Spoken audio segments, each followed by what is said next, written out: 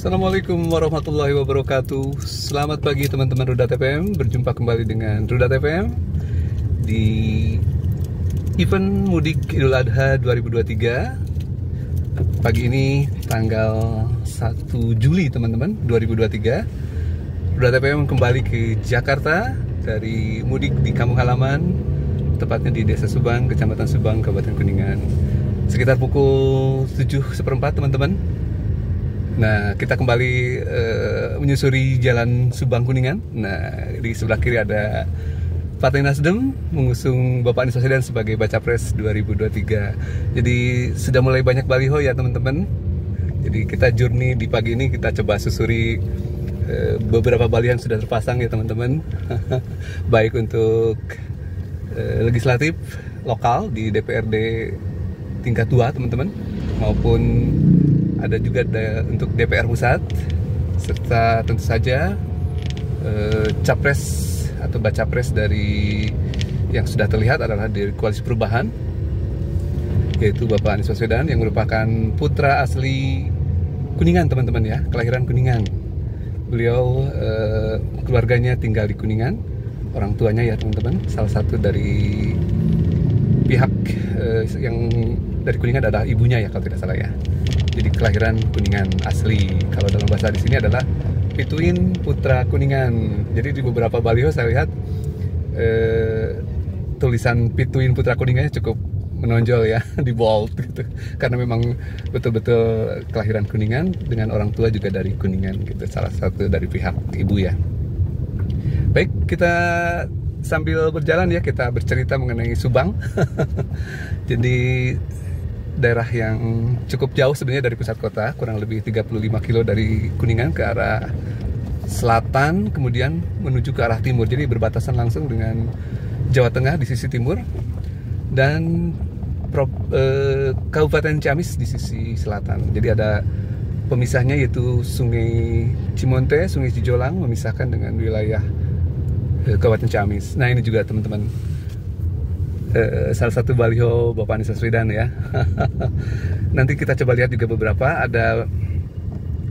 ada baliho yang terkait juga dengan pilihan legislatif untuk tingkat DPRD tingkat 2 ya teman-teman. Kita ingin melihat juga siapa yang diusung oleh partai apa yang ingin mewakili warga Subang, terutama di tingkat 2 ya. Di masa Orde Baru, Desa Subang dan Kecamatan Subang terwakili ya teman-teman di DPRD tingkat 2. Namun setelah reformasi berlangsung, praktis tidak ada putra daerah yang mewakili Subang teman-teman. Nah ini salah satu dari baliho Bapak Anies Baswedan teman-teman, dari Partai Nasdem dengan bacalegnya untuk tingkat 2 ada Hajah Yoyoh Rukijah. Ini awalnya asalnya dari Nusa Herang Kadugede, jadi bukan putra lokal untuk yang bacalegnya teman-teman. Jadi merupakan Dapil 5 namun bukan dari Desa Subang. Kita coba susuri yang lain ya. Setelah saya ada yang asli dari Subang teman-teman ya, putra asli Subang dari Dusun Tarikolot yang sempat kami kemarin diekspos juga di tayangan sebelumnya, yaitu Bapak Agus Sugiono. Nah kita coba lihat dulu nanti profilnya seperti apa di baliho-baliho yang berada di kiri kanan jalan ini teman-teman ya. Jadi misi kali ini selain mudik adalah melihat baliho-baliho dalam rangka persiapan untuk Pileg di 2024 di tanggal 14 Februari dan pemilu presiden ya. Nah di hari-hari ini kita sudah melihat ada deklarasi 3 calon presiden, namun yang sedang ditunggu adalah calon wakil presiden yang kemungkinan dalam waktu dekat akan ada koalisi yang mendeklarasikan. Tentu saja yang sepertinya yang sudah relatif siap adalah dari Koalisi Perubahan ya teman-teman. Dikabarkan Bapak Anies Baswedan sudah mengantongi satu nama yang istilahnya dibawa ke Arab Saudi, ke Tanah Suci. untuk didoakan di sana. Sehingga pada saat nanti kemungkinan Bapak Anies Baswedan sudah kembali ke tanah air, sudah ada jadwal untuk deklarasi teman-teman ya. Jadi namanya sudah mengerucut ke satu nama, namun masih di keep untuk sementara waktu, menunggu waktu deklarasi. Sementara sepertinya koalisi yang lain belum terlihat mengerucut ataupun terlihat siapa yang akan menjadi calonnya teman-teman ya. Yang relatif siap justru adalah dari Koalisi Perubahan ya, karena memang sudah lebih solid, sudah terbentuk koalisinya secara permanen dalam bentuk piagam koalisi, yaitu Koalisi Perubahan untuk Persatuan, KPP ya, disingkat Koalisi Perubahan.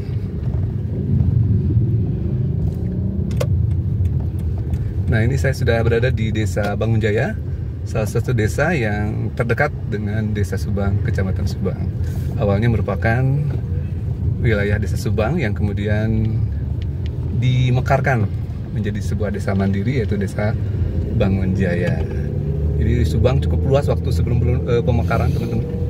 Area barat ini adalah Desa Bangunjaya, sekaligus sebagai batas kecamatan antara Kecamatan Subang dengan Kecamatan Selajambe. Jalannya di area ini masih cukup baik, namun di beberapa titik kita harus menghadapi jalan rusak. Jadi kita harus berhati-hati dan menjalankan kendaraan dengan pelan-pelan saja teman-teman untuk menjaga kenyamanan.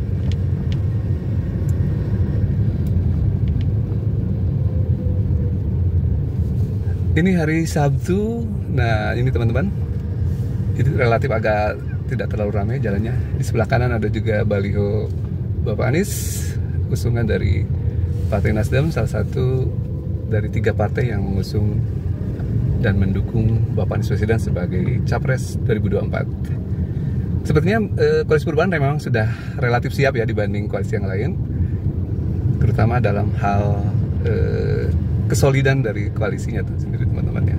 Nah, ini teman-teman sebenarnya ada baliho yang mengarah ke arah Subang. Ini sebenarnya Putra Subang. Nanti tapi kita coba lihat lagi yang mengarah ke arah Cipasung ya teman-teman.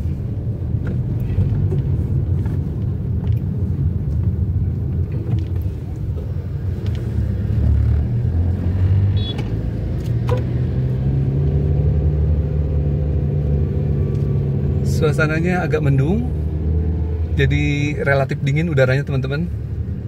Kalau kita buka jendela atau buka window dari kendaraan, agak terasa dinginnya dari udara di luar.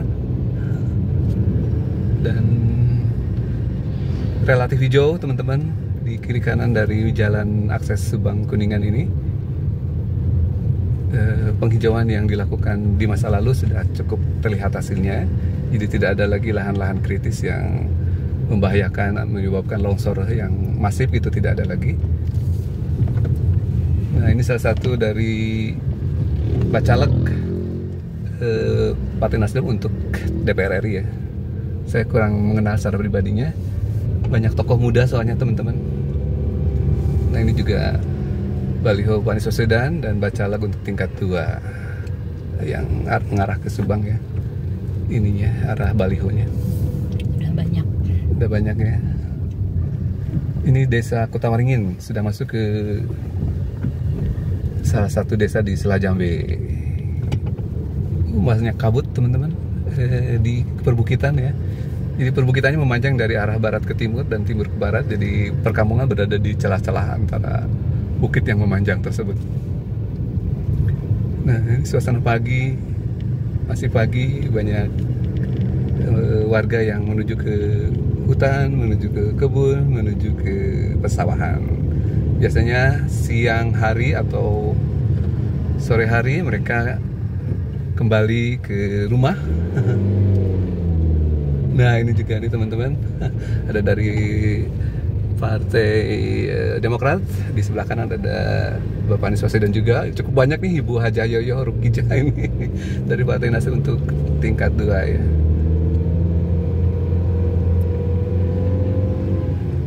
Mungkin sebagian menganggap baliho kurang efektif, ada juga mungkin yang sudah lebih dulu memasang baliho, menganggap mungkin sudah menjadi salah satu alat kampanye yang efektif juga gitu ya.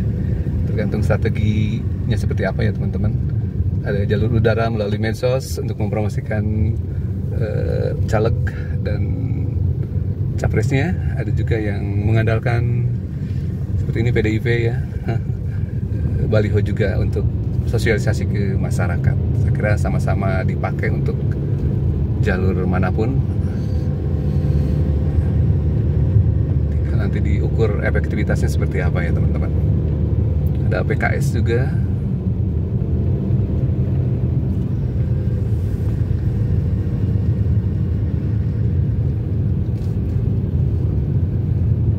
Seandainya jalannya seperti ini mulus semua, memang relatif ini ya, jarak antara Subang Kuningan terasa dekat gitu ya, karena bisa ditempuh mungkin dalam 1 jam kurang. Tapi kalau jalannya rusak jadi menyebabkan kita agak melambat, sehingga walaupun jaraknya 35 km bisa jadi melebihi 1 jam gitu ya. Tergantung bawanya ya, keberanian membawa dan kecepatan.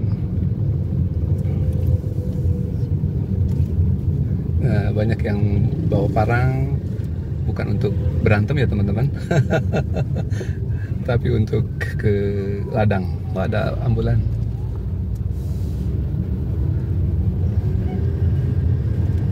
Ada bendera Gerindra teman-teman.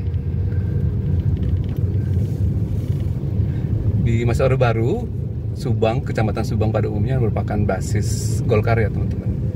Namun seiring reformasi bergulir, ada perubahan konstelasi, terutama dengan munculnya partai-partai baru ya teman-teman. Jadi suaranya terpecah ke dalam partai-partai yang lain. Yang saat ini teman-teman ketahui ada 24 partai ya teman-teman dalam pemilu 2024 nanti.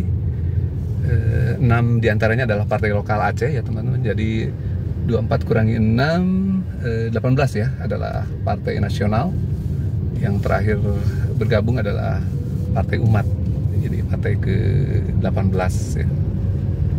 Pertama, mungkin teman-teman sudah mengancang-ancang kira-kira partai mana yang layak dititipi amanah untuk menjalankan atau menjadi ruling party ya, baik di tingkat 2 maupun di tingkat 1 DPRD maupun pusat ya, yang akan mengawal jalannya pemerintahan, terutama di tingkat nasional yang sekarang mungkin dipegang PDIP di 2 periode terakhir. Semoga saja untuk ke depan Indonesia semakin baik, ada perubahan ya, tidak menurun kinerjanya. Kalau melihat ekonomi, kalau boleh dibandingkan 10 tahun sekarang dan 10 tahun sebelumnya, justru 10 tahun sekarang agak menurun ya kinerja dari indikator-indikator ekonominya. Di antaranya pertumbuhan ekonomi, kemudian serapan lapangan kerja gitu ya teman-teman. Karena pertumbuhan ekonomi adalah mempengaruhi segala hal teman-teman ya, termasuk kepada pembukaan lapangan kerja.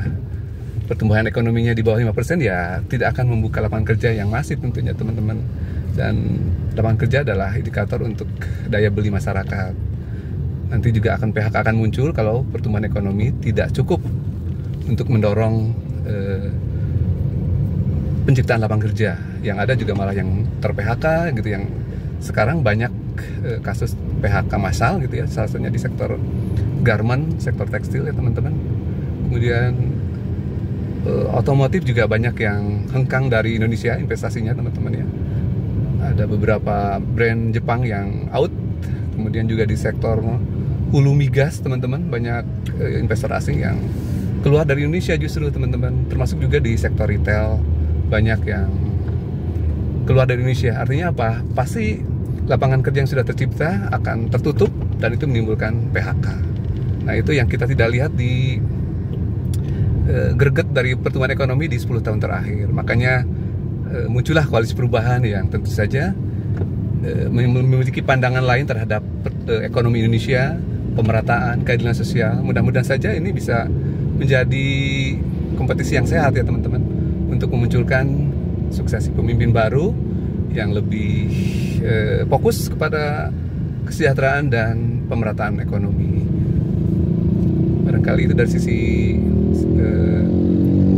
Rudal TP melihatnya seperti itu ya teman-teman, bahwa 10 terakhir belum cukup mampu untuk mendorong ekonomi lebih baik, sehingga di masyarakat faktanya memang banyak yang kesulitan dengan turunnya daya beli, ditambah dengan inflasi tinggi, terutama di sektor bahan pokok ya teman-teman, yang silih berganti.